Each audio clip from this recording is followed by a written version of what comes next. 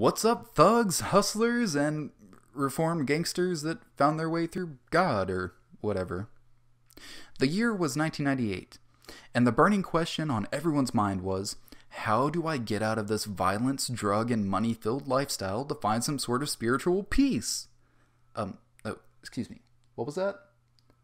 Oh, nobody was asking that question? Oh. Well, the 1998 film Belly decided to answer that question anyway by somewhat glamorizing and then somewhat rejecting that very lifestyle in the form of a long music video. So, cock your Glock, stack your bills, and start screaming Bumbaclot. It's time for Crushed Celluloid.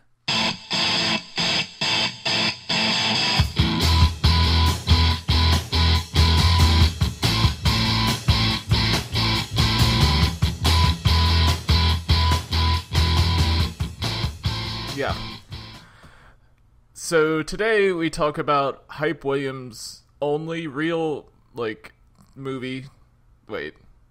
I think it's his first and only actual feature-length movie.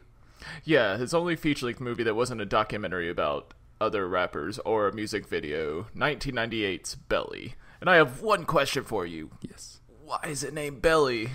Okay, here's something that I really didn't understand at all. But I think there was even a question on the IMDb page about why it's called Belly. And yeah, there was an answer to it. I don't know how faithful it is, but I think it refers to the belly of the beast, or possibly that everything starts in the belly. That's where they were born from. Or maybe they're living in the belly of the beast. I don't know, something like that. Huh. I guess that makes more sense than what I was thinking, because I was thinking since they're operating in the underbelly, they're mentioning the underbelly, but then that wouldn't be the underbelly anymore, that would be the belly. Yeah. And so that title wouldn't make sense. Well, I guess the underbelly and belly of the beast are kind of similar. But I think at one point they were talking about doing a sequel to this movie, and it was going to be called Beast. So Belly, Beast. Makes sense. I think that. And actually, there is kind of a sequel to it, but it has nothing to do with this film. It came out in 2008 and starred the rapper The Game. And it was called Belly 2 Millionaire Boys with a Z Club. But apparently it was just a movie called Millionaire Boys Club, but they decided to slap Belly on it to get some name recognition with the fans. From who? Are there Belly fans out there? Well, I mean, surprisingly, this movie did pretty well. I mean, it was a pretty low-budget movie, made for $3 million, and it made just under $10 million, so it made a few times its money back. And the soundtrack, I think, was much bigger than the movie. Oh, I'm sure. I mean, the soundtrack, I would imagine, is amazing, as opposed to the movie, which is confusing at best. Oh, absolutely. The entire way through. Oh, man. This is another person who took a lot of cues from Scorsese, because a lot of my notes are man, this movie wants to be Goodfellas so bad. It wants to be the Black Goodfellas. Yeah, and it fails on all accounts, but a high school comedy pulled off Scorsese better than a direct ripoff pulled off Scorsese. It's insane. Well, again, this is from Hype Williams, who is known for doing music videos, and this looks like a feature-length music video that's trying to do a music video version of a Scorsese film. Yeah, a lot, because this movie is so stylistic, and at first I was kind of blown away by it. Man, this movie looks really awesome, but after a while, it gets so oversaturated, and you're just I am so tired of all this stylization. I'm so tired of everything looking so animated, and I don't know. Well, that's why music videos are only 4 minutes long. Yeah, that's why you do not make a music video that is a feature-length movie. Unless you're Michael Jackson. He does those weird things, yes. Yeah, he can do that, but even that's 20-30 minutes usually, tops. And he's borrowing more from actual movies than he is from music videos. He doesn't stylize his entire music videos. He has the music video part, and he has the separate part, which is the storyline, which is played like a straight movie. Yeah. And so it doesn't even really fall in that category either. This is, I think, the only example I've ever seen of this. I guess maybe it's for something like the Forbidden Zone that just kind of goes balls to the wall, like maybe that would be kind of comparable, but not really. But I really don't want to lump... the Forbidden Zone into the same category as Belly, because the Forbidden Zone was fucking wonderful. Yeah, no, the Forbidden Zone is magical and wonderful. This movie is... It's a mess. It's such a mess of a movie. It really is. I will say I was very surprised to see it had like a 5.7 on IMDb. Yeah. But the craziest thing, and I think this is the biggest difference I've ever seen between the critics rating and the audience rating on Rotten Tomatoes. The critics gave this movie a 13%. Audiences? Sounds about right. Audiences, 89%. Whoa. Yeah. That's... Because I guess I can see having this movie on as like a background movie that you don't really care about. And especially if you're kind of into that whole... the perception of that drug dealer gangster lifestyle, you just tune in every minute or so and be like, yeah, that's fucking badass. But it's not as a whole. Like, none of it works as a whole. The story is, once again, incomprehensible. I cannot stress how incomprehensible this story is. That's the thing, though. They couldn't really even be like, oh, look how awesome that is, because very soon into it, like before the second half of the movie starts, things go bad. You get to see the reality of that kind of lifestyle. Yeah, it starts off at the top, even though it's a story about making it to the top. Yeah, they already seem to be pretty well off. Yeah, ridiculously well off in the beginning, except for Nas for some reason. Yeah. Okay, so before we get into the actual movie, I feel like I have to read off the tagline of the movie to get us into the right mood, to know what mindset we're going in. Money, power, respect. But who's got your back? Belly. All right, go.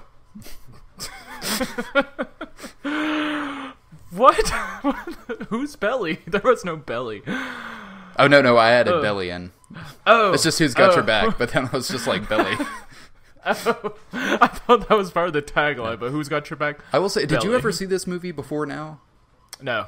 I hadn't either, but I knew the cover so vividly. Yeah, no, I remember this cover extremely well. Well, even talking to my girlfriend about it, she asked what podcast we were doing, and I was like, oh, for the movie Belly, and I kind of described it to her, and she had no idea what it was, and I was like, oh, you'd probably recognize the cover, and she thought about it, and she was like, wait, kind of a white cover with like dudes in like black suits on the front, and I was like, yeah, exactly. She's like, okay, yeah. I know that movie. Yeah, but despite knowing who DMX was and knowing this cover so well, I had no idea that was DMX on the cover. I didn't know DMX was in this movie. I had no idea Nas was in this movie. Yeah. DMX makes more sense because he actually did quite a few movies with Steven Seagal and shit like that. Yeah. I mean, and Nas is not only in the movie, he helped write the movie. Yeah. I wonder if that's where the voiceovers came from. Like, man, we have to tie this together narratively. So they make voiceovers that fail to describe what is actually happening in the movie. Well, not only that, the weirdest fucking thing is that DMX and Nas are both the narrators of the movie at different times. Yeah, that's where I was like, this is trying to be Goodfellas so bad. Yeah. Like, that is exactly what came off. Also, I mean, yeah, let's just jump into it. So, we have an opening to it, which is amazing. I love this opening scene, and I was ready for an awesome movie after this opening scene where like there's this acapella R&B going on in the background. These guys kind of sauntering into a club, like heavy black light, so everything looks purple and weird. Just aliens and titties. Aliens and titties, and it's just a music video essentially. Yeah, it looks exactly like it. Yeah, except it's played with this acapella soundtrack, so it's kind of haunting. And so it kind of sets you up for this, like this movie is going to be like a really tonally dark movie. And you see them make their way up to this office where they kick in the door, shoot this woman through a window, and then like the beat kicks in and you start hearing drums and it picks up and like it had been slow motion up to this point and it gets into full motion and they run out with money and stuff.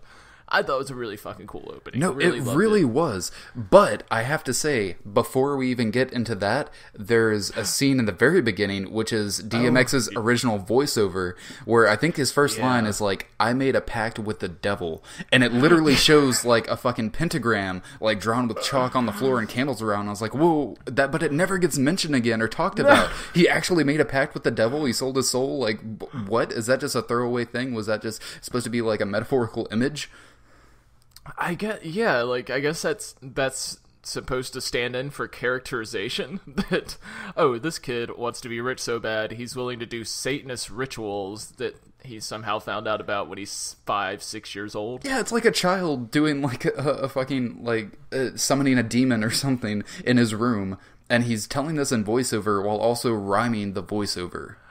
Yeah, so I thought that was going to be another part, like maybe this is going to be like a Hustle and Flow type situation where he's trying to be a rapper, which would obviously make sense with your lead roles being DMX and Nas. Oh yeah, but they don't use that at all. No, he does it one other time, I think, during the movie, if at all.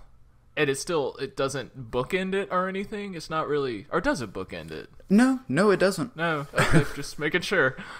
This movie isn't very memorable. It really isn't, and I totally thought that this would be about, like, maybe two kind of gangsters, Nas and DMX, who were trying to make it in the rap game or something, but having to hustle until then. Like you said, kind of like a hustle and flow. But not at all. Yeah. They don't rap at all. They don't seem to care about rapping. They're just thugs. They just care about money and guns and drugs and shit. Yeah, and then we get the car scene, which has the most inane voiceover ever, because it's just...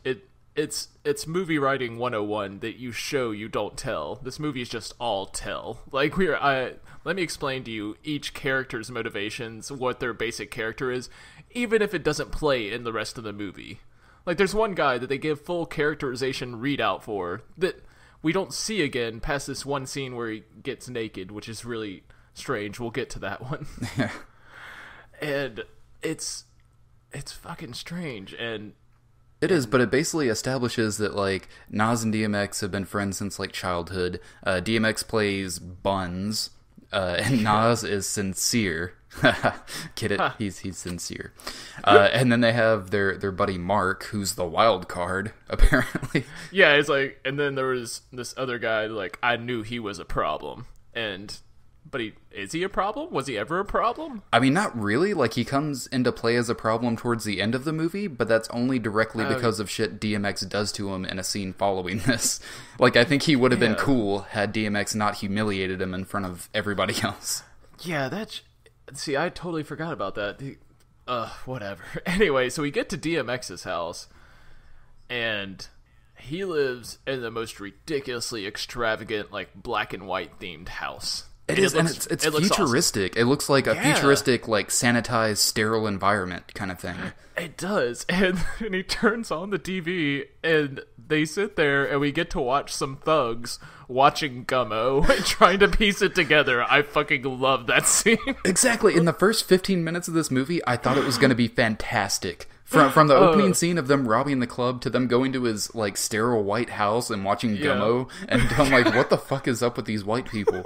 I thought it was going to be amazing. And also there's the shot that it keeps cutting to of Nas sitting on his couch, and right above him there's, like, a large portrait of, like, this black woman with her legs spread open, so it's kind of like Nas is directly under her vagina, like he's trying to go back to the womb. Yeah, no, and it looks awesome, and, like, yeah, they're contrasting these giant portraits with the characters. Like, it does the same with DMX as he's in a stairwell. The camera pans up to show these black woman's lips in another, like, huge photograph painting, whatever it is. And I mean, it looks like it's symbolic. I wasn't really piecing it together, and after a little while I realized there was nothing to piece together. And then, what is it? Like, his girlfriend also has all these scenes in their bedroom, which is, like, completely, like, purple lit, like, really shaded, which look cool at first, but gets so annoying as they keep going back to it. It's just that music video thing, man. Like, the opening just, like, got us, and it's like, oh, man, this is such a stylistic, cool movie, but, like, any music video, after about 4 or 5 minutes, like, you're gonna get tired of it. That's why they're so short. Yeah, because it gets really annoying, and really, it just... Oh, it's too much. I also had a really hard time all throughout the movie telling who the fuck the characters were, because I really didn't know it was DMX's house at first. I thought it was the other guy, like Mark, the wild card, and I thought they were over at his house. Because DMX's name is Buns, but it's also Tommy and Bundy. His name is Tommy Bundy, and they call him Buns, but they keep switching calling him Tommy and Buns, and I thought Tommy and Buns were two different people. Yeah, no, I did. Yeah. And then later on in the movie, like, characters show up that I hadn't seen before, and they become apparently an integral part of the plot. But I have no idea who the fuck these people are. Yeah, we'll get to that. But first, after all these people, all the gangsters leave, there's a scene that's intercutting between Nas going back to his house, and he's apparently really poor, even though him and they live in a nice house. Doing this together. Yeah, I mean, no, it's an all right house. It's not DMX's house. Yeah, well, that's the thing too. DMX like tried to get out of the hood and like have a really nice house in a good part of town, and Nas was just like, yeah, I just kind of moved up the block. I guess that's what's going on. But it's intercut in the scene. But DMX is taking a shower while his girlfriend checks his beeper and calls this other girl, and I swear it is a shot-for-shot redo of that scene from Friday where Craig calls that girl with the long nails. It's like, I know you be at the movie Friday night. Anyway, you ain't got to lie, Craig. You ain't got to lie, Craig. You ain't got to lie. Oh, I love Friday, but it looks exactly like that scene. It is insane. And also, while this is happening, I have to get into the I can't remember the name of the MTV reporter. Kurt Loder is on MTV as DMX is also in the shower talking about this new form of heroin that you can rub into your skin.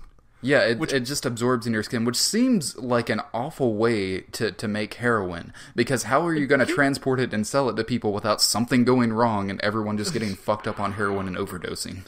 Well, yeah, and why wouldn't junkies just shoot it up? Like, if it's strong in your skin, it's going to be stronger in your veins. So what's with I guess the rubbing on your skin is to get people hooked, is the idea? Oh, like maybe you just walk by people and be like, oh, you want something? No? Okay, here you go, rub some on you. Come back and see me. Yeah, come see me later. Yeah, like maybe that's the idea. It's not really explored. It never comes up again. Well, that's the thing, yeah. They basically get into the heroin game, I guess, but they don't mention anything about it being on the skin or the skin type. And it doesn't say anything about, like, that's how they sell it, it just basically says it on the news as exposition, so DMX can be like, ooh, I want to get into some of those drugs. Not on the news. It's on MTV. Like MTV News? That is the news as far as I'm concerned, my friend. I forgot in the late 90s, MTV was all about the heroin outbreak going on across the country. Well, that's the funniest part, because even seeing that, I laughed, and I was like, oh, it's cool they got Kurt Loder to do this, but, like, that's not the shit that came on MTV News. It was about music and bands and shit. Because it's fucking MTV. I think the most serious, like, story they ever did was from, like, Woodstock 99, where everybody went crazy and raped everyone and was violent. That's probably the most serious story they did, but it still involved, like, music. Yes, it's still music, so it makes sense. But two things we learn about in this scene about DMX is, one, he can't sing for shit, because he's singing in the shower and it's just awful. Two, he likes to fuck underage girls. Yeah, like 16-year-olds. Yeah.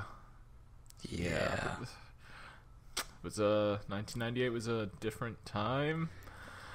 Was it though? Anyway, nah, I don't know. I don't know what this movie is trying to do or who it wants me to root for or anything. I mean, I know it wants me to root for Nas, but Nas is such a placeholder character. He doesn't do a goddamn thing. All right. So we move on, and weird we have sex scene. Yeah, we could talk about the tribal drum fuck scene if you want. Yeah, it's yeah. Well, basically, DMX's lady Keisha finds out he's getting 16-year-olds to suck his dick, and they apparently get into a little tiff about it. But nothing really comes out of it, and they just end up fucking. And you get to see DMX wildly humping his lady, while Nas passionately makes love to his wife, who's played by T-Boz from TLC. Oh, I didn't catch that. Yeah. And yeah, that was fun, I guess. It's more frantic than sexy, I would say. Well, I think it was more to show the differences in the characters. Like, DMX is a shitty person who's fucking 16-year-old girls, and then he just, like, wildly fucks his wife to make her shut up. And Nas is, like, passionately making love to his lady. Because he's sincere. Well, to be fair, his wife looks like she wants to be fucked hard. Just saying. Oh, yeah, she seemed... Well, afterwards, they cut to her just laying on the bed as DMX is, like, putting on his pants, like, alright, I'm gonna get the fuck out of here. And she's just like, I'm good now.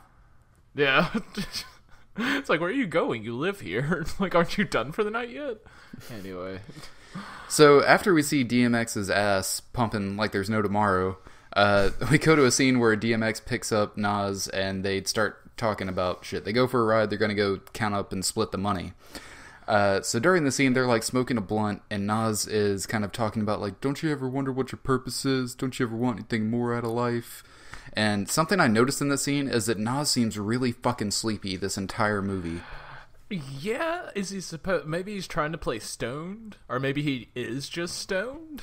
Well, that's what I was wondering. I was like, he's either really sleepy or really, really high, but his delivery is pretty flat throughout most of the movie.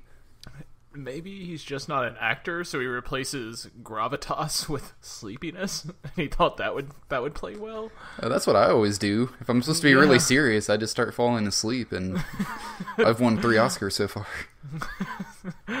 I mean, my favorite part about the scene is that Nas is really reluctant to get into the heroin game, even though the opening scene sees him murdering someone to steal the money they made at their legitimate club. Yeah, it doesn't seem like you would have too much of a problem with that. Yeah, like, where's your moral authority? Like, where is your moral compass where the murder that took place last night is never brought up again, but heroin makes you squeamish, if only for this minute, because you don't bring up your problems with it ever again either. Yeah, pretty much. I think DMX just says, like, calls him a pussy, and then he's like, I'm not a pussy, yeah, let's get heroin. Yeah, and that's the end of that conversation. Let's do what DMX wants to do. Yeah. That's always worked out very well for everybody. And so we go to Mark's grandma's house, and Mark, if I remember right, is the wild card, even though it doesn't matter. Well, DMX is really the wild card, but... Yeah, and yeah, seriously, like, Mark doesn't do shit compared to DMX, and they're counting money, and he describes these 2 other guys. DMX brought in, like, young guys from the street to train them. Yeah, I think they're supposed to be in high school or something. Yeah, and they're like, man, this is mad hard. Algebra. Yeah, shit. School is mad hard. Thug life. Yeah, it's pretty much what's happening. Although I do so they start ragging on the guy that is foreshadowed as being a problem. That was the guy that was the driver during their thing. He's the one that, like, ditched the car and everything. Oh. And I do love DMX. I think it's DMX, like, we got us a PhD nigga over here. A player-hating dickhead. Like, yeah, no, I put that in my book. I'm going to use that later. Yeah. You got one of them PhDs. That doesn't work. Anyway. I'm over it. So basically, the reason why this next bit of action happens is because DMX calls his friend Knowledge, who kind of, like, he's in the movie somewhat. I don't know what his role is or why he even has it out for DMX later on. They explain it through, like, a voiceover, kind of, but never satisfactorily. Also, I want to point out before we go on that this is the scene where you can tell they artificially had to add in voiceover later, and the way to do that is that they just start, like, slow-moing the scenes, but since they didn't film it in slow-mo, it's just like pressing a pause button multiple times on a DVD player, so it's just like skipping every couple of frames, and it looks really horrible. Yeah. But yeah, go on. Oh, sorry, but we meet this character of Knowledge who is just, like, hanging out at his house, and he talks to DMX and lets him know that the guy that was the driver is apparently, like, talking shit, or, you know, he shouldn't trust him. Which, by the way, knowledge in this movie, what I learned is knowledge is power. Because seriously, power plays knowledge. I see that now. Yeah. I thought that was probably one of the most clever jokes in the movie, or one of the most clever things in the movie, and I don't even know if they really meant it, but yeah, knowledge is power. So basically what happens is DMX fucking loses his shit, and he starts, like, shooting the ground and, like, throws that dude over a table and makes him get naked, and they start laughing at him. Oh my god, that scene was so disturbing. I was just like, what the fuck is happening? They're at this dude's grandma's house, and he starts shooting the fucking floor. Yeah, and but then it's just so degrading and humiliating for that guy. And it's just like, how are we already taking the downturn? Is this like where DMX goes power mad? Pretty much already? like immediately. It's like 15 minutes into the movie and I'm just like, okay, well, these guys are stupid. Shit's gonna go bad real soon. Yeah, but it doesn't really. Yeah, no, it takes another half hour for shit to start going bad. Yeah. But again, like, how the fuck are you gonna do this to someone and not expect it to come back and bite you in the ass? Oh yeah, no, this guy's just gonna be cool for the rest of his life. He's not gonna hold a grudge and want to come back and kill you later on. But by the time it does, you've forgotten about it. Like, and it doesn't matter anymore. This movie is so strange. Anyway, we move on to where DMX goes over to this Jamaican guy's house, and I'm guessing is supplying him with the heroin. I never really got I didn't understand most of what this guy said. No, you could not. He is speaking in such a heavy patois that you can't understand him. Yeah. None of it is intelligible. I think the only words I ever really understood that he said was, I understood it when he said pussy, and I understood it when he says bumba cloud. That's about all I heard from him in the movie. But what is a bumba cloud? I have no idea, but his big scene later on, he will not stop saying it. You trying to bumba cloud me? Like, yeah, he went method for his role or something, or that's just who he is. Yeah, or he's just actually very much Jamaican. But again, like, I think that's another reason why they had the voiceovers, because on his way over there, DMX has a voiceover where it's just like, yeah, I'm going to see this guy Ox, who's going to set me up with the heroin or whatever. And I think it's because after watching it during editing, they're just like, I can't understand one fucking word this guy is saying.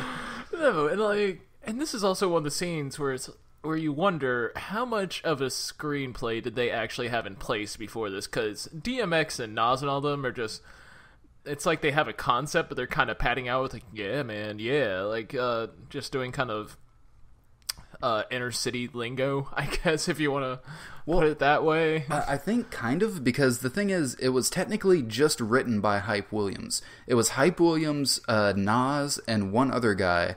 Let me see, what was his name? Anthony Bowden. They all came up with the story, but Hype Williams apparently just wrote it. So I think maybe all they had was like an outline or like the story, and then maybe kind of padded out. By the way, that third guy, Anthony Bowden, he had the most interesting IMDb page ever. Because other than being credited for the story on Belly, his only other ones that I saw was that he was a PA on Too Fast, Too Furious. And he had a bunch of gigs as a grassroots consultant on things like Pearl Harbor and Caught Up. So, Yeah. All right. I'll accept it. Yeah. So moving on. Yeah, DMX gets up in the heroin game.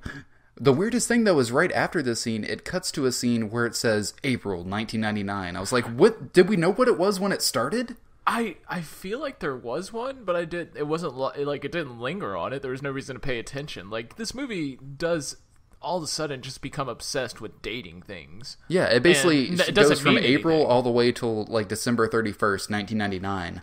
But it didn't start off that way. It didn't. Like, as far as I remember, it didn't say, like, oh, this starts here. But then all of a sudden it starts jumping ahead a few months every once in a while. Yeah, it's strange. The other strange thing is that they're getting this heroin from New York and driving it to Nebraska. And they're like, Nebraska's a gold mine. You were driving halfway across the fucking country to do this. Like, there has to be an in-between from New York to Nebraska. Not only that, you could probably just sell it in New York, man. They probably like it. Yeah, I have a feeling there might be a bigger market for it than in Nebraska. Strange as shit. And so we get another, for no reason, highly blue tinted scene of Nas and DMX in the car. Like, it's all about they've blown up. They're just huge in Nebraska with their whole heroin game. And then we get who you think is going to be the nemesis, and he is for a little while, but this turns into something else that I didn't understand. But are you talking about Rico? Yeah. Best character in the movie. Oh my god, when he gets introduced, and It's this guy with a He seems like he would be the villain in an Outcast video. yeah, no, because and he's played so comically in the beginning. Like It's pretty much just like big glasses, and he likes bananas. Character complete. And also ironed hair, like that's kind of feathered.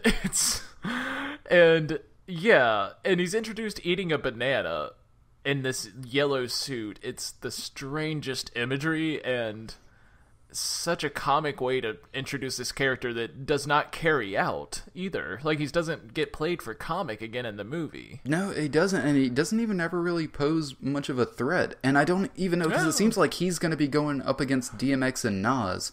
But it seems like he has more of a problem with Knowledge, because Knowledge sends his guy, Shamik, who's Method Man, over to get him later on. So, like, there was never any conflict between DMX and Rico. Well, no, because Rico is who rats them out. Right? I wasn't sure, because that was actually never made clear. I actually thought Knowledge might have been the informant, because Knowledge winds up in jail later, and we don't know why. We never see him go to jail. I thought maybe he went to jail, and maybe he turned on DMX to get a smaller sentence or something.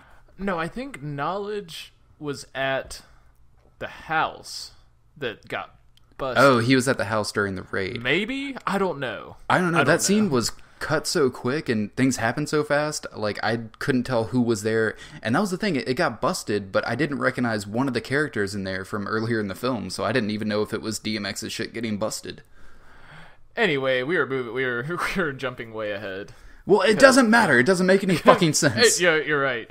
But this is why I think that it's this guy, because he says, I might have to drop a dime on them. So dropping the dime means informing. Yeah. So well, I thought that, but then just the fact that, yeah, I guess so. So I guess Rico does it, and then in doing so ends up turning Knowledge against DMX because Knowledge goes to jail. No, because DMX won't post Knowledge's bail. That's why he turns against DMX. Man. But DMX is, like, on the run at that point. Like, he takes it really close to heart. Anyway, we are going way too far. I'm trying to wrap my fucking head around this plot. Well, let's piece it out. Let's piece it out. Okay, so do you want to go to DMX going on vacation with the Jamaican? Not quite yet. I want to talk about... So DMX and Nas, as they're having this blue tinted conversation, it's intercut with Rico that we were just talking about. And after the whole Rico scene, it gets to DMX running a red light, and Nas being like, "Man, what are you doing?" And you see, like, they make sure to show and frame a cop car watching him do this, and he's like, "Man, I don't care. I'm out here speeding, smoking weed. That's me, dog. Untouchable." It's my DMX. He's basically, this is a precursor to fucking Denzel Washington's speech at the end of Training Day. Like, I think Denzel Washington studied under DMX. But you might as well. And yeah, so you think like, oh, the cop's about to go get them. No, not at all. And it's not explained that like he pays off the police force or anything. Well, I guess because I guess whoever Knowledge or whoever the fuck had that one cop girlfriend, the lady that came over in the cop uniform. So I guess like she was at least on the payroll, but I don't know if that meant all the cops were on the payroll. I thought she just put on a costume. Like, it kind of looked that way, but I think she was an actual cop that they had on the payroll. But I'm not sure if that spread to any more of the police force. But it seems so weird that he did that. It panned to a cop as if he was going to get caught, and then nothing fucking happened. So I guess they have the cops in their pocket. But not that... Well, I guess they have the local cops in their pocket, but not the FBI, who is the ones that bust them. Yeah. So anyway, now we go like to May, and DMX July? goes to... Thank you very much. Oh, July. And DMX goes to Jamaica with the Ox. Jamaican. Yeah, the Jamaican and Ox. I'm also not too sure why he did this. Oh, well, it ended up being because Ox wanted DMX to kill somebody for him. Oh. Well, ends up being what happens. But yeah, at first, like, I kind of thought he was going to make him go on vacation and maybe he was going to kill DMX or something because he didn't seem too happy with him. But yeah, no, he brought him. They had a good time. They said, they danced. They smoked a lot of weed. They talked about pussy, and then DMX killed someone for him. I didn't realize that was DMX. I thought this whole scene was gonna play out like in Blow, like where he gets to meet Pablo Escobar, and like that's where he just starts blowing up huge. So I thought this was just him building more of an empire. Like, now I'm gonna go take you to the source so you can meet him. No, it's just he's there. I guess he shows him his homeland, and then they go to this party. And he's supposed to be like the kingpin, but there's this other like guy with like a fucking fish mohawk head. I don't know what the fuck was going on with that guy. Well, no, it's feathers.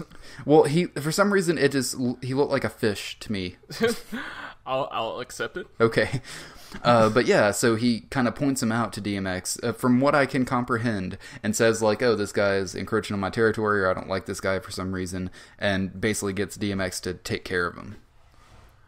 Yeah, which DMX also gets dressed up as like a homeless like window washer. See, I didn't even recognize him, but yeah, like I thought they were just showing us red herrings. Like, this is supposed to fit in where, but yeah, okay. No, DMX went totally method, man. He studied with homeless people for like 3 months in preparation for that scene. I will say that in between these two things we're talking about, the party and DMX killing the guy, there was this really odd scene kind of just thrown in of T-Bone Nas's girlfriend talking to this other girl. The other girl is DMX's girl.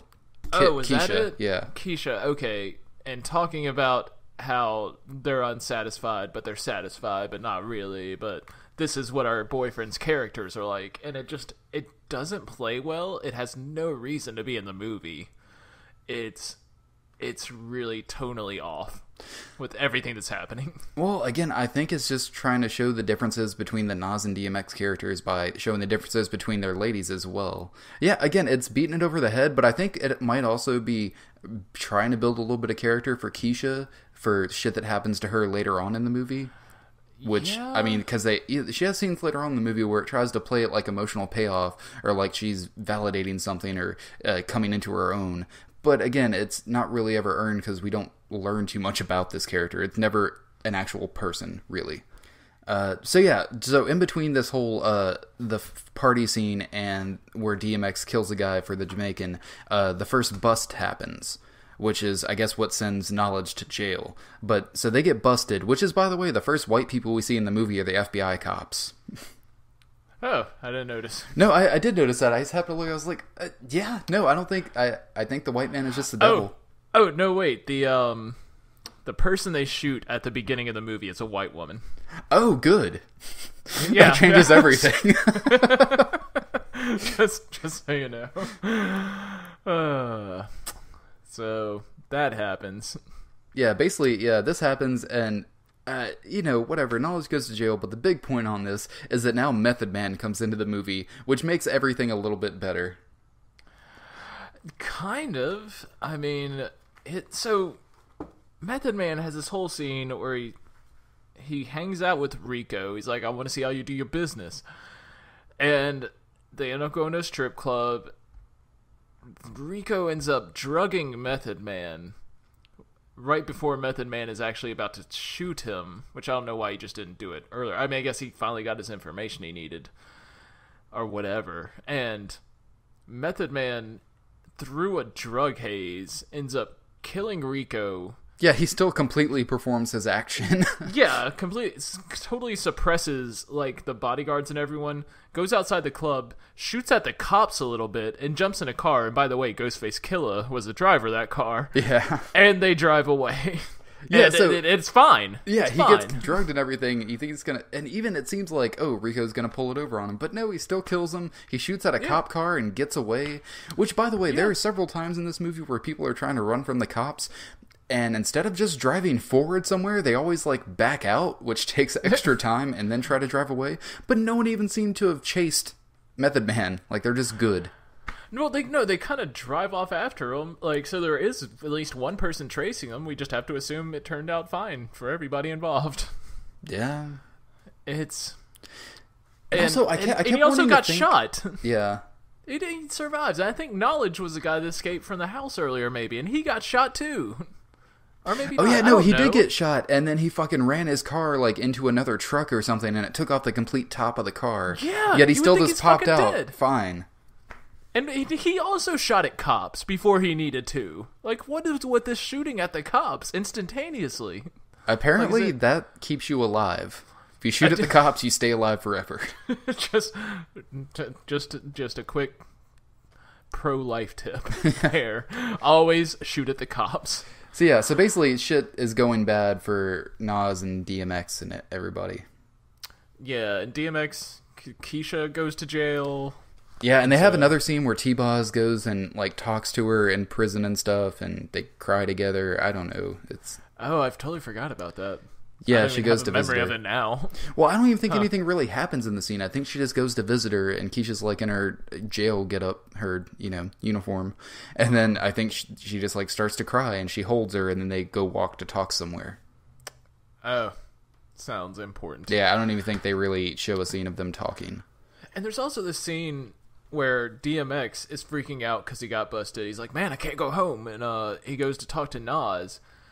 And he's like, man, someone fucking ratted me out. And then he's like, hey, you're pretty calm over here for someone that should be on the run like I am. And he's like, man. And Nas like gives an excuse. And so you think they're going to play up that angle, like the mole angle, like there's a mole somewhere, maybe it's Nas, like, or DMX at least thinks it's Nas. Well, that was the thing.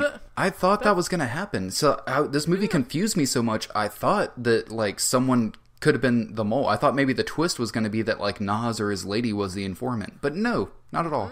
Nothing. It's apparently played straight, and Rico was the mole. Yeah. It apparently, who knows? And so DMX ends up moving to Atlanta and making more money than any weed dealer has ever made, ever. Yeah, he gets a house. He has 2 people working for him. Those 2 kids that we saw earlier. Yeah. He has 2 kids, but he has a ridiculous house in Atlanta for selling weed that they're still bagging up. It's not like he's wholesaling bricks of weed. They are sitting there bagging up little baggies of weed. And smoking a lot of it, too. Yeah, and somehow making hundreds of thousands, presumably, off this in the short time he's been there. I mean, I guess he had a nest egg built up, one would hope. But no, he didn't get to go home. So, yeah, that's the thing, because I thought he said a line about, like, oh, I can't go into my house and get my money, or whatever. Yeah, so apparently selling weed works really fast and makes you a lot of money really fucking fast. Yeah, we're in the wrong business. Apparently.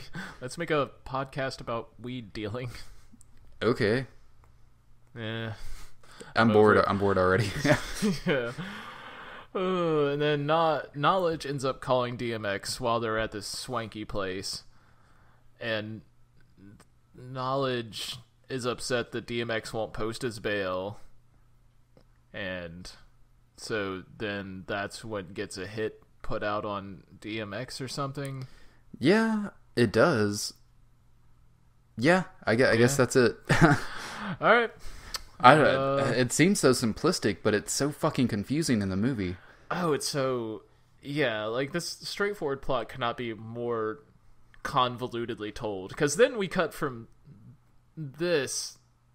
Or we actually cut from Method Man to trying to kill Rico... Successfully killing Rico. To successfully killing Rico to Jamaica... That's the thing. Who the hell are these people? They're tossing out names like Pelpa, Lennox, Sosa. Who the fuck are these people? They come back in the end as a... But yeah, what do they have to do with goddamn anything? I mean, I guess they were that other guy's people, so it... But that doesn't... Yeah, okay, so maybe those were the people, or like the people that worked with Fishhead, and after he got killed, maybe that's why they end up putting out a hit on Ox? I don't know. Yes, which doesn't really even play into the plot that much, so it shouldn't matter. And I can't understand what any of these people are saying anyway. No, not at all. Well, they actually have they have subtitles. Subtitles for these. I thought so. Why the fuck didn't they give Ox subtitles? He really needed them. And then we cut from this to see that apparently Nas has gone on the straight and narrow, and he's like becoming like a Malcolm X type enlightened at this point. Yeah, he's reading a book called Self-Empowered. Yeah, and that's all you know about. Just one book though. He's expanding his mind. I bet he's reading Reverend Savior. I bet they just forgot to say anything about it. Probably, because that would have actually tied in well with the plot. I know. That actually would have been good screenwriting, or at least passable screenwriting. If they had just remembered to mention that one detail. Maybe they did, who knows. They might have scanned over it, but again, at this point, when they do show the book, we don't know who the fuck Reverend Savior is, because he's not introduced as a plot point until the third act. Yeah, so whatever. And so then we go back to Atlanta, where DMX and his two helpers acting ghetto as shit in what seems to be a fancy restaurant. Like a high class restaurant. Like the place where you, like, suit and tie required, which they are not wearing. Not at all. And they proceed to get drunk, and the two teenagers kind of talk shit to each other. Oh, my dick's longer than your dick. No, my dick's longer than your dick. Essentially, until they end up pulling guns out, people start running away, and one of them gets shot, and DMX, instead of leaving, decides to light a blunt. Exactly. But of course, watching this, you're like, what the fuck? Why is he doing that? So of course, Nas comes in with the voiceover being like, man, Buns was so drunk and high, he just got tired of running. He just didn't want to do it anymore, so he just let himself get caught. Stupid as shit. And then... But then we get to see the scene where the fucking Jamaican SWAT team attacks Ox's house. It's seriously, it's like the opening of Air Force One, but it's like a Jamaican task force. It is a breakneck tonal shift, and we get to, and the Jamaican guy is like just being high and drunk on his couch. He can barely, he knocks his drink over just trying to reach out. So of course, once he sees people are there, he grabs his assault rifle. Which, by the way, for being that fucked up, he is a spot-on shot. He fucking kills all of them. They have laser sights. He is a drunk, high old man. Yeah, well, that's the funniest thing to me. I was like, he is completely just drunk and everything, shown that where he can barely, like, walk or hold something up. And then as soon as people come in, he is able to kill every single one of these guys that seem like they're trained, that have fucking night vision and laser sights. Like, what the fuck? And then, to top it all off, this one lady they've kind of highlighted... It's like a Jamaican dominatrix. Yeah, Jamaican dominatrix. Jumps off, like, the third-story balcony, lands on his back while slitting his throat or something. Which was kind of cool, but again, it seems like in this 10-minute section, they're trying to, like, start the third act. So they're like, okay, everything has to go bad. Let's watch what happened in Goodfellas and Scarface and just try to toss that all into one 5-minute scene. Yeah, I mean, it's so over the top. You're just like, what are you trying to do, movie? Well, that's the thing, and this is also the scene where Oxus just keeps yelling Bumbacloud everywhere. It's like, you're trying to Bumbacloud me! No, I Bumbacloud you! I was like, what the fuck is Bumbacloud? What is this Bumbacloud you keep mentioning? Because you have piqued my interest. I want to toss it into my normal, like, everyday slang. Yeah. And then... we go to Nas, where DMX essentially calls him from jail, tells him about how shit's going wrong, and Nas is like, man, I'm out of that shit. I don't do that anymore. I'm on the straight and narrow. I'm getting myself right. And DMX is like, man, I need to check out my shit. And he's like, all right, man, I got your back. Like, what? What was all this? What was the point of any of this then? Why did you go in the straight and narrow if you don't care anymore? Ugh. Yeah, I don't know. But we do get this really awesome scene where the movie kind of tells us what its purpose is and what its overall point is by Nas dropping some knowledge on a 12-year-old thug. That we haven't met before. No, not at all. Well, actually, it's kind of reminiscent of a song off of Nas's first album, Illmatic, I think. Yeah, I saw that. Yeah, it's like referencing that. Yeah. So, but basically, I guess the movie's just trying to posit what its whole point is by having Nas talk to this little 12-year-old thug who's like selling drugs and apparently killed someone up on the roof today. And he's trying to tell him, but again, he doesn't tell him, like, you know, to get out of this or whatever, like, you can do better, or try to take him out of it. He's basically just like, you know, well, watch these guys, you can't trust anybody. All right, keep it real. Later. Yeah, it's the movie's attempt at poignancy, and I guess this is a good time to kind of reference the other movies this movie can be compared to, being about urban life in the 90s, even though this is later 90s, but Boys in the Hood and Menace to Society. In this movie, this scene is completely Boys to the Hood when the rest of the movie has been Menace to Society without nearly the artistry that movie came up with. Well, see, that's the thing, and I think it is pretty much like those movies if done by a music video director starring big hip-hop acts at the time. Like, I mean, Boys in the Hood, for all its problems of being very pushy with its message, very is pushy well done. And melodramatic and stuff, but it's a very good movie, and guess what? Yeah, it is kind of sappy and stuff like that, but it fucking hits you. The first time you watch that movie, like, it gets to you. It gets its point across.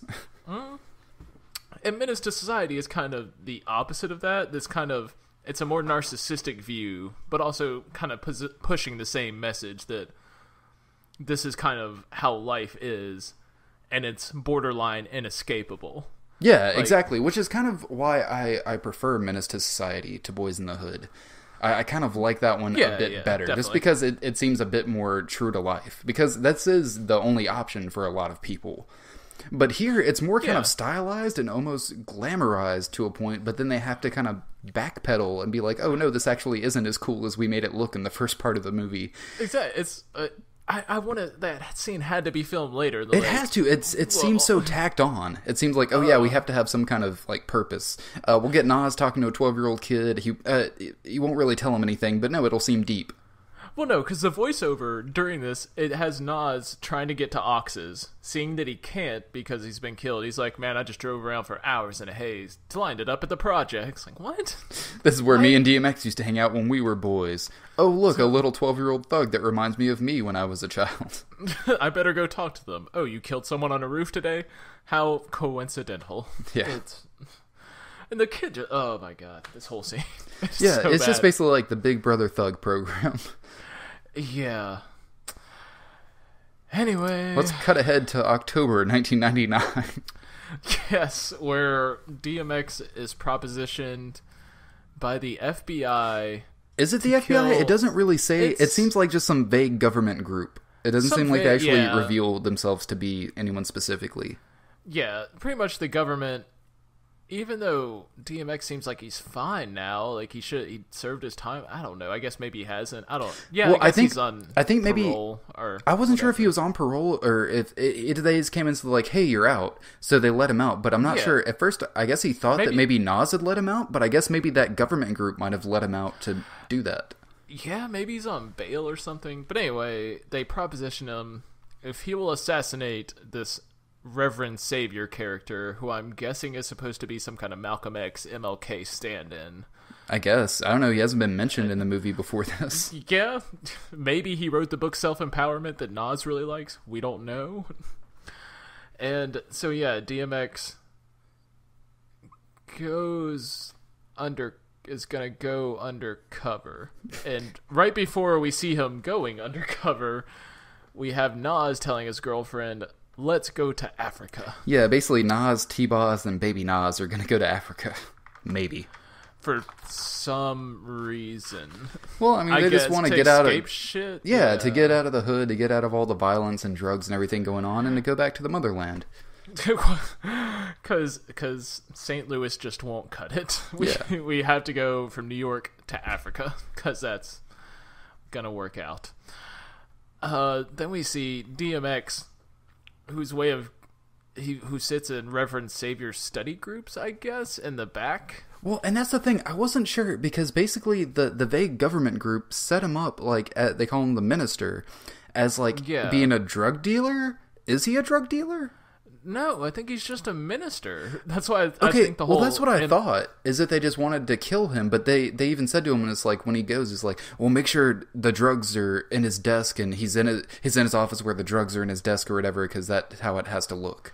Oh. So I wasn't sure if he was maybe a drug dealer, but it doesn't seem that way. It seems like he is just, like, kind of this MLK or, like, Malcolm X figure that they want dead.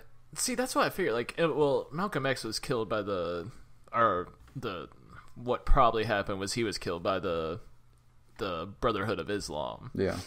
Whereas MLK may have been assassinated by the CIA, conspiracy theory style. Yeah. but because they had lots of files on him, they consider him an interior threat. So that's what I was thinking they were going for, is this MLK thing where they just consider him an interior threat, even though it's almost 2000, and so that concept doesn't fly as heavily as it would have back in the... I mean, I don't know. I don't get it. It's about all I gotta say. Anyway. So DMX goes good-ish? Well, that's what it is propositioned in the voiceover, is that DMX... I guess it was trying to work as foreshadowing, but I took it as, DMX took to the message, and so now he's good. Yeah. Because that's the way the rest of the movie is functioned. But no, that was actually Nas foreshadowing that DMX might go good. Well, see, yeah, that's religion. The thing, because he says that, but at the same time, when they go to the diner scene where they have, like, their little breakup respect scene, Nas, like, has a voiceover. He's like, I don't know if I can trust him. Like, I don't know if he's actually changed his ways. Like, but you just said he changed his ways. What was all that Well, about? I know, but that's kind of what is happening. DMX kind of goes good because it says, he bought into the message. But then a little bit later when they have their diner scene, Nas, like, has a voiceover right before he goes in where he's like, I don't know if I can really trust him. I don't know if he's actually changed or if he's just speaking that bullshit. Yeah. So it's very confusing. And in between all this, Method Man has come back and broken into Nas's house. He tried to kill Keisha, but she ends up killing him, does she? No, that happens later. What happens here is Method Man just comes to Nas's house, and he is there when T-Boz gets home. And he kind of talks to her a little bit, threatens her somewhat, and she pulls a gun on him. And, she was going to shoot Method Man, but she just can't do it because she loves him so much. Oh, wait, no, that's the wrong movie. No. No, but yeah, basically they just kind of pose a threat, and they leave, and apparently don't cause her any kind of harm or anything like that. But this is what makes, Nas decide to leave for Africa for good. Even though... Well, yeah, as opposed to before. So he goes to get a haircut, because that's how you celebrate. Well, yeah, you have to get a haircut. You have to look good. Yeah, and so he goes to get this haircut. He tells everyone, yeah, man, we just need to get out of here. We're heading out. Again, and I just thought that meant, okay, so Nas is about to die. Yeah, and so he walks out of the barbershop. He's talking to some other dude. Dude from before comes up to murder him. Which shouldn't he be trying to murder DMX since he's the one that humiliated him? Right? It doesn't, and so he tries to shoot him. He fails, or he shoots him in the leg. Yeah, he shoots him in the leg, and then, like, apparently everyone in the ghetto is just ready for a gunfight at any minute, because, like, 2 more people come out with guns to get Nas's back. They're just like the fucking barber. Yeah, pretty inside. much. So that guy gets killed, and, like, another person or 2 gets killed, because then Nas goes home after that, and he's like, oh, man, I had to shoot this guy and one other guy today. That's it. Let's go to Africa. Yeah. Because I guess this is the last we see of Nas, right? Is when they decide they're just going to go to Africa. And I love that his girlfriend, since they've decided to go to Africa, is now dressed up in African garb. Well, she had to dress for the trip. She didn't want to look. She didn't want to look like a tourist. Okay, so now we cut to December 31st, 1999. Y2K, New Millennium, party like Prince talked about. And Reverend Savior. Well, this is actually the point when it cuts to this during the New Year's Eve. This is when Knowledge sends Method Man to kill Keisha. And this is where Keisha gets the upper hand on him and fucking beats Method Man to death. Yeah. Oh, that's right, with the ashtray. Yeah. Yeah, that was actually a pretty awesome scene. But again, it's set up as if, like, this is Keisha taking her life into her own hands, and, like, she's not going to take any more shit. She had to go to jail and all this stuff, but we never learned. Was it? It seemed that way. It seemed like she was finally tired of getting kicked around, and so she just beat Method Man to death with an ashtray, and was just like, sure? I'm not taking this shit anymore, because she was taking shit from DMX, who was cheating on her and not treating her right. Then she had to go to jail for him, and then she got out and shit, and she was still trying to be threatened by DMX's past, and she's just like, fuck this, I'm done with it.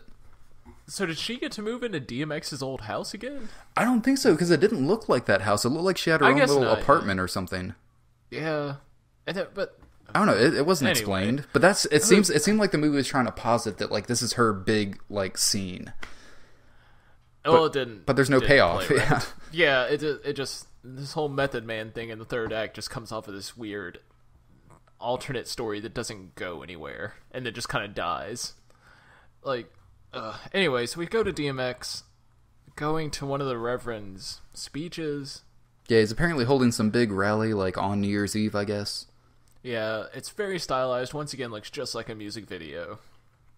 And DMX gets into where the Reverend is studying, and when he sent off his bodyguards. And there's this whole scene of whoever this guy is, Ben Chavis, I see now. But he's apparently credited as Minister Benjamin F. Muhammad. Which, who would have known? And he's just like, do you really want to kill me? And, like, he has the most stilted, horrible performance. Like, the scene could have played if an actor had done it. I mean, it could have, but it is just trying to be like this just preachy scene. They're trying to, like, wrap up the movie with a nice little bow on it and say, like, oh, you can get out of that life. But he is playing it, he is reading it so horrible, it almost plays as satire. If it had just pushed a little further in the ridiculous direction. Yeah. Like, it is just, it's so boilerplate, it's like, you could put this, like, idea into a computer program and it would spit out this dialogue. Yeah, pretty much. It does kind of seem like they had a story of, like, you know, these two guys kind of coming up in the ranks and they get too big for their own good, and then they have to find their own spiritual enlightenment and they have to turn their ways around and stuff like that. But then they just had no idea how to end it. So they kind of were like, oh, well, let's toss in this little assassination plot, and then we'll just have this minister come in and, like, you know, basically tell DMX what he has to do to change his life around, and that'll end the movie. Yeah, and I had this written down. I don't remember it, but it ends on a line like, it was like a whole new beginning. So the whole movie meant nothing. Pretty much. Nothing. But something funny in the scene, it ends with basically DMX is holding a gun to the preacher, and his hand is all shaking, and the minister's bodyguards came back, and he has to decide, like, oh, are you going to shoot me? Are you going to not shoot me? Are you going to turn to the good side? Are you going to stay with the dark side? And so, yeah, he puts his gun, or he didn't put his gun down, but he hugs the minister. And then someone comes up behind him and takes the gun away from him as he's still hugging him. And then and that's in close-up. It cuts to a wide shot, and DMX is still holding the gun behind him, which I thought was really funny. I was like, that was an obvious blunder. Yeah, I missed that one, but it does not surprise me. Well, I mean, I just thought, well, yeah, I just thought that was a good way to end the movie. Just end the movie with a very obvious continuity mistake. No, that works, and it fits with the rest of the movie. It is a huge continuity error. Or at least a story error. Oh, yeah. Well, it's just sad, because this movie did have a lot of promise, and it started out really strong. Yeah, and then it slowly devolves into nonsense. Yeah. Yeah, it went nowhere. Like, I mean, going back over, it is a really simple story, but they don't present it that way. No, it is told in the most incomprehensible manner. I think you could tell a story, and like Method Man, that whole line could have been cut off. Like, especially after the assassination scene. That's all they really needed to do. It was so unnecessary. Yeah, I don't know why they kept bringing him back. I guess just because they had Method Man. So, like, of course you're going to put Method Man in your movie. He makes things better. I guess so, yeah. Like, yeah, I mean, it feels like a strange, like, vanity project for everybody involved. Like, Nas is on to say, he's like, oh, man, I want to be, like, the religious, like, I was a gangster, but now I'm trying to grow out of it. And DMX, I'm like, oh man, I want to be a straight up gangster. I want to do some mad shit. And then Method Man's like, just like, be an assassin. Yeah, it's like, I'll be an assassin. Can I do kung fu? I don't know. Why not? They don't call me Method for nothing. it's like this huge vanity project that is trying to squeeze too much and comes out with so little from that process. It's so strange. Well, I think it is just kind of two conflicting things. It kind of almost seems like maybe Nas wanted to be like, no, I want this to have a message. I want this to be like a Menace to Society or a Boys to a Hood. I want to show what this life is like and that you can get out of it. And then Hype Williams and DMX are just like, we're going to show people shooting and all the drugs and the money, and it's going to look awesome. And yeah, we'll get to the message. We'll put it in there somewhere. We'll tie it up nice for you. It'll get in there. Yeah, like, we'll tie it up nice and good for you. Don't worry. Some of this movie reminded me. There was a time, a long time ago, when I was like maybe 12, and I was hanging out with one of my friends, and we had my mom bought like the bottles of Coke, so we pretended like we acted out like we were in a movie, like we were drinking beers and like talking about stuff and like doing dialogue. And like it was just, I mean, I can't really, like, I just had this vague memory of this happening. We had a pool table on our back porch, like a small one, and so we pretended we were in a pool hall drinking and talking about shit. And this movie reminds me of that caliber of what we were doing on the back porch that day. Like, just kind of being like, oh no, I think this would be cool to do in a movie, so let's do it. And I imagine that's what every day on the set was like. No, I completely agree with you. I just have to put one little insert into that. By me and my friends, you meant it was just you alone by yourself doing that, right? So, that was Belly. A movie that started off pretty strong and quickly just turned into a confusing mess. On a brighter note, I actually found out what bombaclot means. It's apparently a Jamaican expletive that can be used, interchangeably with fuck, but the term originally comes from the cloth that a woman would use to wipe up her menstrual blood. So, crushed celluloid is nothing if not educational. Join us next time as we kick off a horror movie theme through the month of October, starting with a film trying very hard not to be Jaws, but is doomed to forever be lumped into that Jaws ripoff category. That's right, next time we discuss 1977's Orca the Killer Whale, here at Crushed Celluloid.